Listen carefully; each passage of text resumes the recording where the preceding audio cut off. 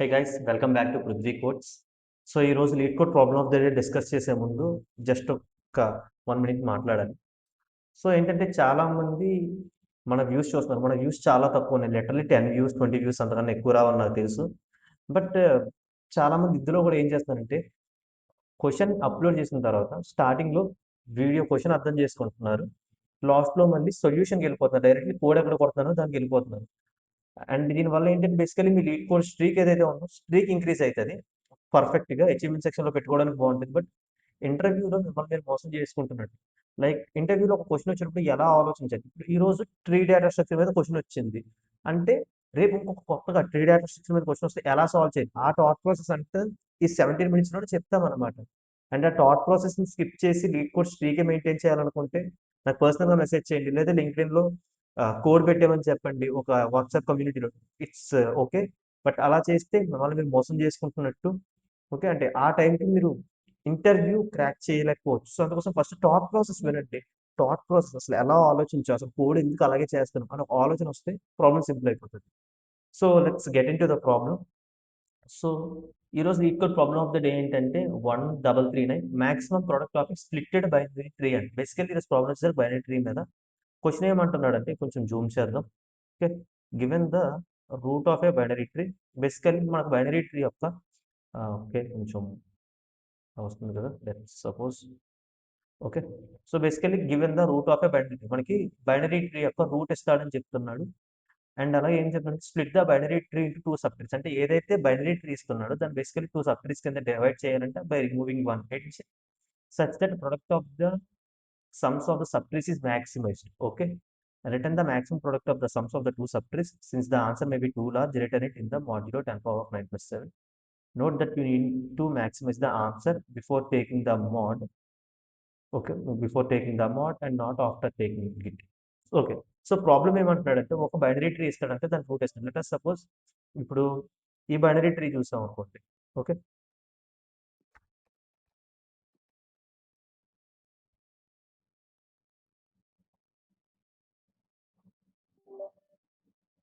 Okay. So basically ఈ binary tree చూసాం అనుకోండి. ఈ బైనరీ ట్రీ ఎలా ఇస్తున్నాడంటే హెడ్ ఇస్తున్నాడు 1, నెక్స్ట్ వచ్చేసరికి ఇది 2, అండ్ ఇట్ సైడ్ వచ్చేసరికి 3, అండ్ ఇట్ సైడ్ బేసికల్లీ వచ్చేసరికి 4, అండ్ ఇట్ సైడ్ బేసికల్లీ వచ్చేసరికి 5, అండ్ ఇట్ సైడ్ రూట్ వచ్చేసరికి 6. ఇది బేసికల్లీ ఇస్తున్న బైనరీ ట్రీ. ఇప్పుడు వీడికి ఏం కావాలంటే బైనరీ ట్రీలో ఏదైనా ఒక ఎడ్జ్ని డిలీట్ చేసేసి లెట్ us సపోజ్ ఇప్పుడు ఈ ప్రాబ్లమ్ని ఇలానే ఉంది కదా. లెట్ us సపోజ్ ఇప్పుడు బైనరీ ట్రీ ఇలా ఉంది. వీడు ఏమడుగుతున్నాడంటే ఈ బైనరీ ట్రీలో ఒక ఎడ్జ్ తీసేసేయండి. అంటే ఈ ఎడ్జ్ ఏదైతే ఉన్నదో దీన్ని లెట్ us సపోజ్ నేను రిమూవ్ చేసేసాను. ఇప్పుడు ఈ ఎడ్జ్ని నేను రిమూవ్ చేసేసాను అనుకోండి. ఇప్పుడు బేసికల్లీ ఏమవుతుంది, ఈ 1, 4 ఇదంతా కూడా ఒక బైనరీ ట్రీ అవుతుంది. ఇదంతా ఏమవుతుంది, ఇదంతా కూడా బేసికల్లీ ఒక బైనరీ ట్రీ అవుతుంది. సో బైనరీ ట్రీ అయినప్పుడు దీని యొక్క వాల్యూ ఎంత, ఓన్లీ ఈ సింగిల్ నోడ్ యొక్క వాల్యూ ఏదైతే ఉన్నదో దీని యొక్క బైనరీ ట్రీ వాల్యూ 4. అంటే ఇప్పుడు ఈ ట్రీ ఏదైతే ఉన్నదో ఈ సబ్ ట్రీ దీని యొక్క సమ్ ఎంత, 1 + 2 3, 3 + 5 8, 8 + 6, 8 + 6 అంటే 14, 14 + 3, 14 + 3 అంటే 17. అంటే బేసికల్లీ 4 × 17, 4 × 17 అంటే 7 4s are 28, దగ్గరగా మనకి 68 దీని వాల్యూ వస్తుంది. ఓకే, ఇది బేసికల్లీ ఒకవేళ ఇలా ఎడ్జ్ అనేది బ్రేక్ చేసినట్లయితే. లేదు, ఒకవేళ బ్రేక్ ఇది ఇలా ఉంచేద్దాం. లెట్ us సపోజ్ అది కాకుండా ఈ నోడ్ని బ్రేక్ చేసాం అనుకోండి. ఒకవేళ నేను ఈ నోడ్ని బ్రేక్ చేశాను అనుకోండి, ఇది బేసికల్లీ ఇది ఒక ట్రీ అవుతుంది. ఇదంతా ఏదైతే ఉన్నదో ఇదంతా బేసికల్లీ ఒక ట్రీ అవుతుంది. ఈ ట్రీ యొక్క సమ్ ఏంటి, ఈ ట్రీ యొక్క సమ్ ఏమవుతుంది అప్పుడు 4 + 2 6, 6 + 1 7, 7 + 3 10, 10 + 6 16 అవుతుంది.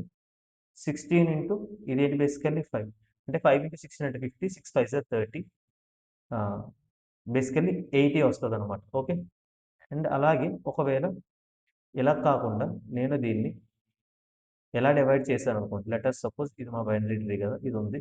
దీన్ని నేను ఈ నోడ్ని డిస్టర్బ్ చేశాను, ఇది ఇది బ్రేక్ చేశాను అనుకోండి. అప్పుడు ఈ సబ్ ట్రీ యొక్క సమ్ ఏమవుతుంది, 4 + 2 6, 6 + 5 బేసికల్లీ 11 ఉంటుంది. 11 ఉంటుంది. అండ్ దీని యొక్క సమ్ 1 + 3 4, 4 + 6 10, అంటే 10 11 అంతా బేసికల్లీ 110. ఇలా వచ్చింది. అండ్ అలాగే డిఫరెంట్ నోట్స్‌ని బ్రేక్ చేసుకొని దాని యొక్క సమ్ ఏదైతే ఉందో, ఈ సబ్ ట్రీ యొక్క సమ్ అండ్ మిగిలిపోయిన ట్రీ ఏదైతే ఉందో దాని యొక్క సమ్ ఇంటూ మల్టిప్లికేషన్ చేసి ఇలా చేసుకున్న దాంట్లో మాక్సిమం వాల్యూ ఏదైతే వస్తుందో ఆ వాల్యూని బేసికల్లీ రిటర్న్ చేయాలని చెప్తారు. ఈ కేస్‌లో మీరు వేరే పాసిబుల్ టెస్ట్ కేసెస్ కూడా చెక్ చేయండి. అండ్ మాక్సిమం వాల్యూ వచ్చేసరికి బేసికల్లీ 110 అండ్ ఇది ఆన్సర్. ఓకే. సో, ఈ ప్రాబ్లమ్ అసలు ఎలా చేస్తాం? ఫస్ట్ థింగ్ ఇదే అడుగుతారు. ఇక్కడ చూసినట్లయితే టెస్ట్ కేస్‌లోని remove the red edge basically ఆ ఎడ్జ్ క్రియేట్ చేసిన తర్వాత ఇక్కడ వస్తున్న సమ్ మిగిలిన సబ్ ట్రీ యొక్క సమ్ 11 ఇంటూ 10 బేసికల్లీ 110 వస్తుంది. అండ్ ఇక్కడ కన్‌స్ట్రెయింట్స్‌లో కూడా మనం అబ్జర్వ్ చేసినట్లయితే కన్‌స్ట్రెయింట్స్ అందులోనే కదా ఇక్కడ కూడా ఇచ్చాడు. నువ్వు ఏదైతే వాల్యూ వస్తుందో దాన్ని 10⁻9/7తో మాడ్యులస్ చేయాలి. అండ్ ఈ మాడ్యులస్ ఎప్పుడు చేయాలంటే ఆన్సర్‌ని యాడ్ చేసిన తర్వాతే మాడ్యులస్ చేయాలని కూడా చెప్తున్నాడు. అండ్ నోడ్ రేంజ్ వచ్చేసరికి నోడ్ వాల్యూ ఏమని ఇస్తున్నాడంటే దాని నోడ్‌లో ఉండే వాల్యూ 1 నుంచి 10⁴ వరకు వెళ్తుందని చెప్తున్నాడు. అండ్ ఎన్ని నోట్స్ ఉంటాయంటే 2 ఇంటూ 5⁻10 నోట్స్ ఉంటాయి అని చెప్తున్నాడు. At max 2 minimum basically 2 notes ఉంటాయి. అంటే మినిమం ఒకవేళ 2 నోట్స్ వాడు ఎలాగిచ్చినా ఇదొక సబ్ ట్రీ, ఇదొక సబ్ ట్రీ కింద విడదీయడానికి అవుతది. అంటే మినిమంగా 2 సబ్ ట్రీస్ అయితే మ్యాండేటరీగా ఫార్మ్ చేయొచ్చు ఆ 2 నోట్స్‌తో. సో, ఇది బేసికల్లీ ప్రాబ్లమ్ స్టేట్‌మెంట్. సో, ఇప్పుడు సమ్ ఎలా చేయాలి? ఈ ప్రాబ్లమ్‌కి సొల్యూషన్ ఎలా కనుక్కోవాలి? నాకు ఫస్ట్ ఆఫ్ ఆల్ ఈ ప్రాబ్లమ్ చూసిన తర్వాత దీని ఇంట్యూషన్ నాకు కొంచెం డిఫరెంట్‌గా అనిపించింది. లైక్ దీని ఇంట్యూషన్ నేను ఎలా ఆలోచించానంటే, ఇప్పుడు బేసికల్లీ మనం చూసినట్లయితే ఇక్కడ 2 వాల్యూస్ కావాలి. ఇక్కడ ఒక సబ్ ట్రీ యొక్క వాల్యూ, ఇక్కడ ఒక సబ్ ట్రీ యొక్క వాల్యూ అండ్ ఈ వాల్యూస్ అనేవి చేంజ్ అవుతా ఉంటున్నాయి కదా!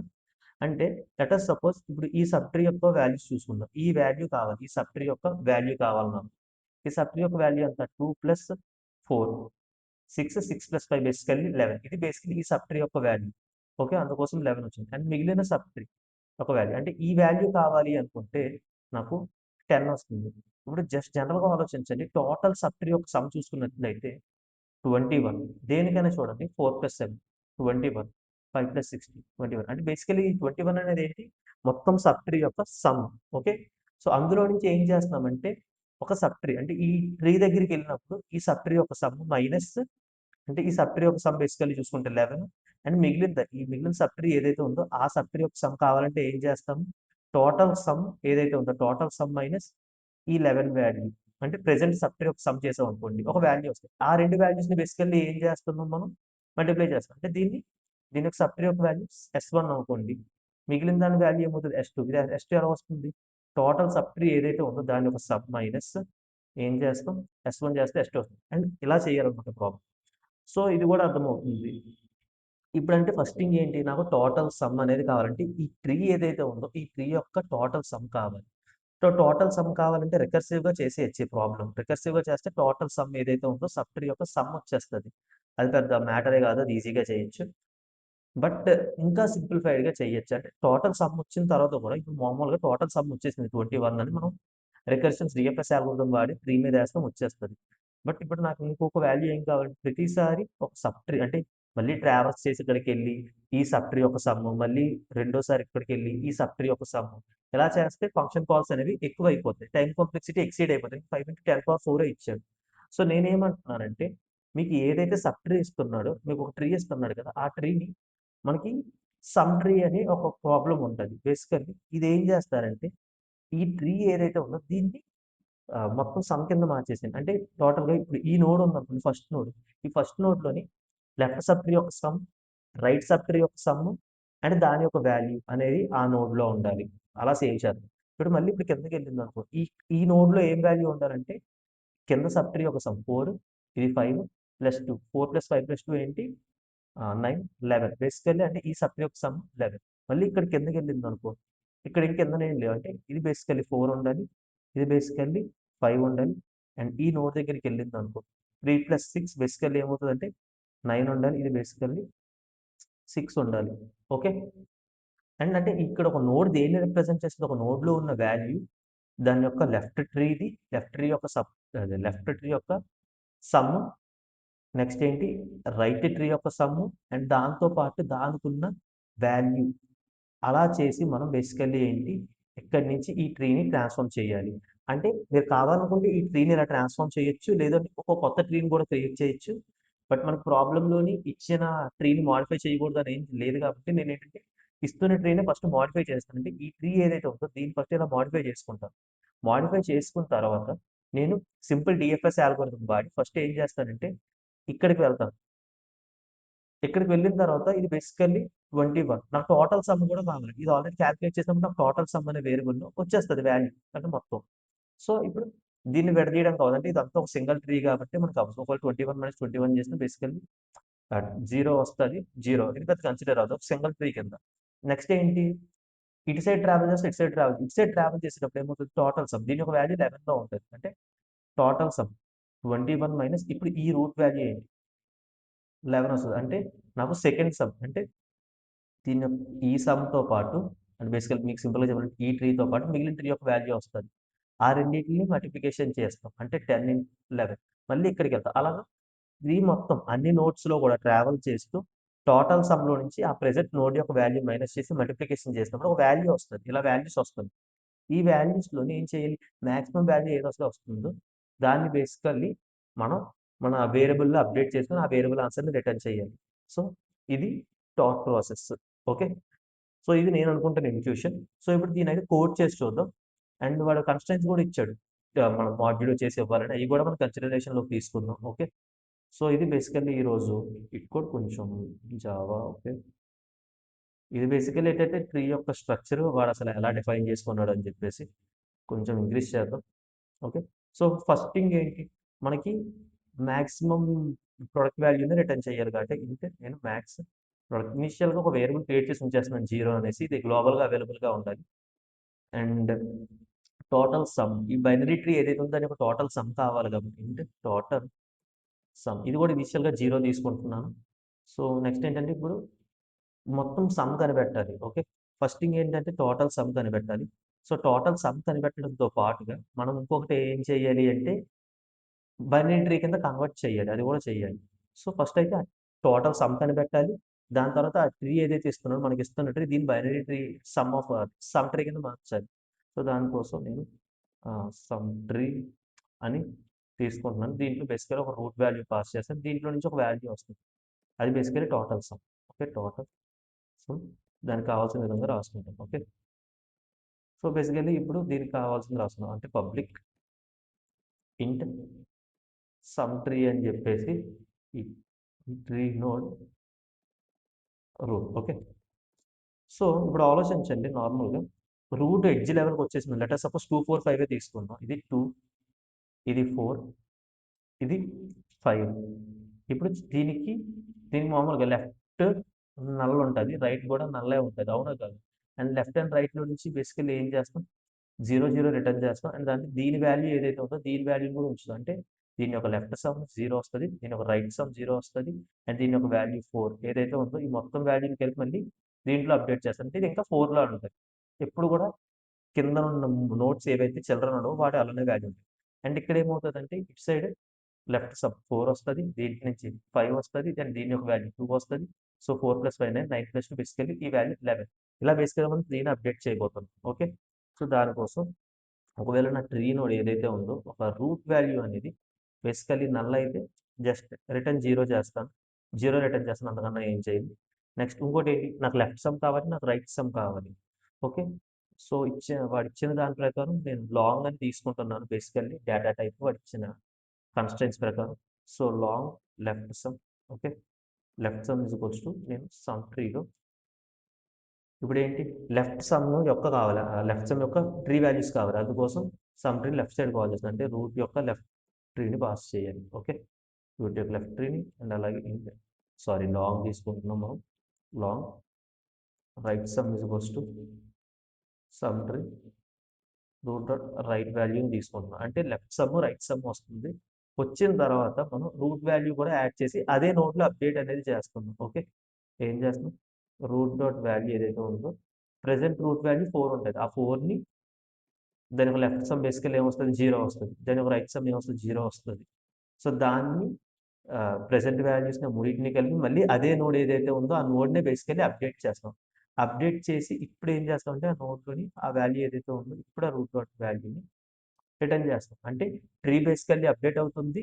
అండ్ మొత్తం ట్రీ యొక్క సమ్ ఏదైతే ఉందో అది కూడా బేసికల్లీ రిటర్న్ అవుతుంది. దానికోసం రాసి దాన్ని ఏం చేస్తాం టోటల్ సమ్ అనే వేరియబుల్‌లో పెడితే ట్రీ యొక్క టోటల్ సమ్ ఏదైతే ఉందో ఆ వేరియబుల్ బేసికల్లీ అప్డేట్ అవుతుంది టోటల్ సమ్.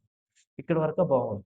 నెక్స్ట్ ఏంటంటే మోడిఫై అయిపోయిన ఎర్రర్‌లో ట్రావర్సల్ కూడా మనం చేస్తూ వాల్యూస్‌ని మోడిఫై చేయాలి. సో, దానికోసం ఒక బేసిక్ డిఎఫ్ఎస్ ట్రావర్సల్ రాస్తాను. పోస్ట్ ఆర్డర్ ట్రావర్సల్ మీరు ఏదైనా వాడొచ్చు. జస్ట్ ఆహ్, ట్రావెల్ అని చెప్పేసి వాడుతున్నాను. నేను ట్రావెల్ అని చెప్పేసి రూట్ మోడిఫై అయిపోయింది ఏదైతే ఉందో దాన్నే వాడుతున్నాను. So, basically public public and void travel అంటే అయిపోయిన అరే ఏదైతే మోడిఫై అయిపోయినాయి ఇక్కడ ఈ అరే వచ్చింది చూసారా మోడిఫై అయిపోయింది. దీంట్లో ట్రావర్సల్ చేస్తున్నాను. ట్రావర్సల్ చేసినప్పుడు ట్రీ నోడ్ రూట్ ఓకే. ఒకవేళ ఆ రూట్ వాల్యూ అనేది నల్ అయింది అనుకోండి ఏం ప్రాబ్లం లేదు. జస్ట్ రిటర్న్ చేద్దాం. దానివల్ల మనకి ఏం యూజ్ లేదు. కంపారిజన్ చేయడానికి ఏం లేదు. ఒకవేళ రూట్ వాల్యూ నల్ వచ్చింది. That's great. అండ్ దాంతో పాటు ఇప్పుడు కంపారిజన్ కూడా చేయాలి. ఓకే. అండ్ మ్యాక్స్ ప్రొడక్ట్ అనే వేరియబుల్ ఏదైతే ఉందో అండ్ ఓకే. ఇప్పుడు నాకు ఆ నోడ్ యొక్క సమ్ మిగిలిన ట్రీ యొక్క సమ్ కావాలి కదా! సో, అందుకోసం ఇంట్ వద్దు మనం లాంగ్ తీసుకుందాం బెటర్. లాంగ్ అండ్ ఈ రూట్ వాల్యూ కూడా మనం ఇంటీజర్ కింద కన్వర్ట్ చేద్దాం ఇక్కడ. లేకపోతే ఎర్రర్ త్రో చేసే ఛాన్స్ ఉంది. ఎందుకంటే డేటా టైప్ ఇంటీజర్ రిటర్న్ చేస్తున్నాం కాబట్టి ఇంటే పెట్టుకుందాం. And long some one basically అంటే ఒక సబ్ ట్రీ యొక్క సమ్ వన్. ఇది బేసికల్లీ ఏంటి ఆ ట్రీ యొక్క వాల్యూ అదంతలో ఇందులో ఉంటుంది అది రూట్లో ఉన్న వాల్యూలో ఉంటుంది. నెక్స్ట్ లాంగ్ S2 ఇదేంటంటే మిగిలిన సబ్ ట్రీ యొక్క సమ్. ఇది ఎందులో ఉంటుంది టోటల్ సమ్ ఏదైతే ఉంటుందో ఈ టోటల్ సమ్ మైనస్ S1 దీనివల్ల ఈ ట్రీ యొక్క సమ్ము మొత్తం ట్రీ యొక్క సమ్ము అన్నీ వస్తాయి. అండ్ ఈ రెండింటికి మల్టిప్లికేషన్ చేసి మన మ్యాక్సిమం ప్రొడక్ట్ ఏదైతే వేరియబుల్ ఉందో దాన్ని అప్డేట్ చేస్తాం అన్నమాట. అంటే max product is equals to math dot max మీరు కావాలనుకుంటే ఇఫ్ కండిషన్స్ కూడా రాయొచ్చు. It is very good. So, math dot max of మనం ఏం చేస్తున్నామంటే మన దగ్గర ఉన్న మ్యాక్స్ ప్రొడక్ట్ వేరియబుల్ దాంతోపాటు ఈ S1 ఇంటూ S2 వాల్యూస్ దీంతో కంపారిజన్ చేస్తాం. కంపారిజన్ చేసిన తర్వాత మ్యాక్స్ వాల్యూ ఏదైతే వస్తుందో మ్యాక్స్ ప్రొడక్ట్ అనే వేరియబుల్ని అప్డేట్ చేస్తాం. అప్డేట్ చేసిన తర్వాత మళ్ళీ లెఫ్ట్‌కి, రైట్‌కి అలా వెళ్తా అన్నిట్లికి వెళ్ళాలి కదా! 3 ట్రావర్సల్స్ చేయాలి కదా! లెఫ్ట్ ట్రావర్సల్స్, రైట్ ట్రావర్సల్స్ అవి కూడా చేయాలనమాట. సో, దానికోసం ట్రావెల్ ఏంటి root dot left. Left traversal చేయాలి. ఇక్కడ మళ్ళీ ట్రావెల్ చేద్దాం. Root dot right. Right traversals చేస్తున్నాం. ఓకే. ఒకసారి అయితే ఓకే. అండ్ వాడిచ్చిన కన్‌స్ట్రెంట్స్ ప్రకారం వాల్యూ అనేది మ్యాండేటరీగా ఎక్కువ వస్తది. వస్తున్న వాల్యూని మాడ్యులో 10⁻9+7 చేయమన్నాడు కదా! దానికోసం ఒక వేరియబుల్ తీసుకున్నాం. ఇంట్ మోడ్ అని చెప్పేసి బేసికల్లీ ఇది ఎలా కావాలంటే 0, 0, 0, 0, 0, 0, 0 ఓకే. 0, 0, 7 ఇది 10⁻9+7 అనమాట. ఓకే. అండ్ ఈ వస్తున్న వాల్యూని బేసికల్లీ ఒక వాల్యూ అయితే వస్తది. అది ఆల్రెడీ మాక్సిమం ప్రొడక్ట్ అనే వేరియబుల్ ఇక్కడ అప్డేట్ చేస్తాం. అండ్ దీన్ని అన్నిటికి అవైలబుల్‌గా ఉంచేలాగా డైరెక్ట్‌గా పైన డిక్లేర్ చేసుకున్నాం. సో, అన్ని ఫంక్షన్స్‌కి అవైలబుల్‌గా ఉంటది. ట్రావెల్ చేస్తుంది. రిటర్న్ చేస్తాం. రిటర్న్ చేసేటప్పుడు ఇన్ ఇంటీజర్ వాల్యూ అని ఎక్స్‌పెక్ట్ చేస్తాం ఇంటీజర్. అండ్ మనం బేసికల్లీ నాకు తెలిసి total some and maximum product కూడా మనం లాంగే ఉంచుకుంటే బెటర్. ఓకే. ఎందుకంటే 10⁻9 మాడ్యులో 7 ఇచ్చారంటే ఆ వాల్యూస్ మాక్సిమం ఎక్కువ వచ్చే ఛాన్స్ ఉందన్నమాట. అందుకోసం లాంగ్ ఉంచుతున్నాను. అండ్ వస్తున్న వాల్యూస్‌లో మాక్సిమం ప్రొడక్ట్ అనే వేరియబుల్‌లో స్టోర్ అయితాయి. Okay. Max product and mod ఉంటదనుకుంటా. యాహ్! మోడ్. ఓకే. సో, ఇప్పుడు రన్ చేసి చూద్దాం. ఎర్రర్స్ అయితే వస్తాయనుకుంటున్నాను. లెట్ అస్ చెక్ అసలు ఎర్రర్స్ ఏమైనా వస్తాయా? Yeah! We got some errors. Semicolon error. Yeah! ఇంకేమైనా ఎర్రర్స్ ఉన్నాయా? Line number 21 is the basic error ఒకటుంది. హుహు. Incompatible type lossy conversions. Okay. So, ఇక్కడ కూడాను incompatible types. Okay. Tree node. దీన్ని కూడా ఇంటిగన్ చేయాలన్నమాట అప్పుడు. Okay. ఇన్‌కాంపాటిబుల్ types. Let's run one more time. Okay. Base cases pass అయ్యి let us try for the hidden test cases. Pass అవుతాయా లేదా? డన్. సో, ఈరోజు లీడ్ కోడ్ ప్రాబ్లమ్ అయితే చేసాం. ఒకవేళ మీకు ప్రాబ్లమ్ క్లియర్‌గా అర్థమైందంటే అర్థమైందని పెట్టండి. ఒకవేళ డౌట్స్ ఏమైనా ఉంటే కామెంట్ సెక్షన్‌లో పెట్టండి ఆర్ లింక్డ్ఇన్‌లో పర్సనల్‌గా మెసేజ్ చేయండి.